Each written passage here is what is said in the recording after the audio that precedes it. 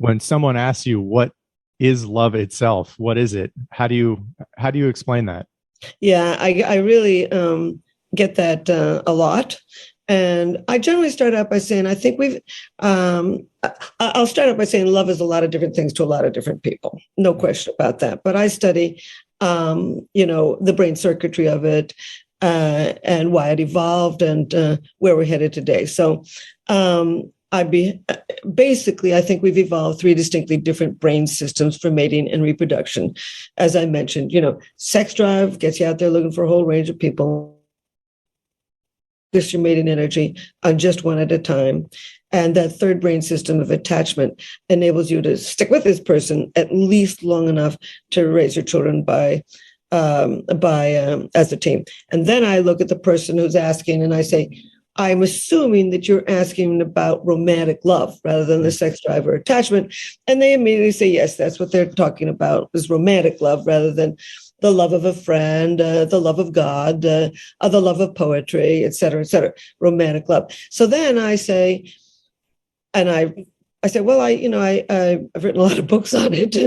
And before I started them, I needed to know that myself. And so I began to read the last 40 years of literature describing love, and also all kinds of poetry I've got over 100 poetry books, because I think that poetry and novels, of course, and plays and operas, etc., are very good artifacts of what this is.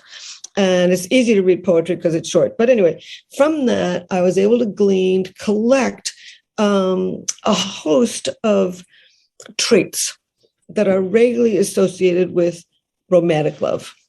And the first thing that happens when you fall in love is a person takes on what I call special meaning. Everything about them is special. Their car is different from every other car in the parking lot, the street they live on, the music that they like. Everything is special. And then you focus on them. You can list what you don't like about them, but you just sweep that aside and just focus on what you do. High energy, you can walk till dawn, talk all night. Euphoria when things are going well, despair when things begin to go poorly. All kinds of bodily reactions, insomnia, loss of appetite, butterflies in the stomach, weak knees, etc. Real emotional dependence. I mean, people will check their texts every 5 minutes, to check their emails, check the phone, wait by the phone, try to drop a real emotional dependence. Separation anxiety is another aspect of it. You don't like to be apart. Frustration attraction, that's a term that I made up. Academics have long talked about frustration aggression. When you're frustrated, you get mad. But what I've found and been able to prove it in the brain is when they don't write, they don't call, you want them even more. And I call it frustration attraction. You just you just get more focused on them when you don't hear from them.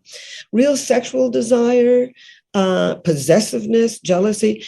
But even more, the three main characteristics of intense romantic love are, you'd like to go to bed with them, but what you really want is emotional union, a craving for emotional union. You want them to call, to write, to ask you out, to say that they love you. And intrusive thinking, there's somebody camping in your head. You are obsessively thinking about this person. And last but not least, you're highly motivated to win them. What people will do when they are in love is absolutely remarkable. So last but very least, it's involuntary. As Stendhal, the poet, writer, once said, love is like a fever. It comes and goes quite independently of the will. And it does. So here is a pile of, about 14 or so traits of romantic love. And you see them in ancient Sumerian poetry, Chinese poetry, Arabian poetry, parts of Africa, Ethiopian, songs, dances, etc. You see the craving, the obsession, the constant thinking, the yearning, and the motivation to win somebody. It's a very intense experience. People kill themselves for it.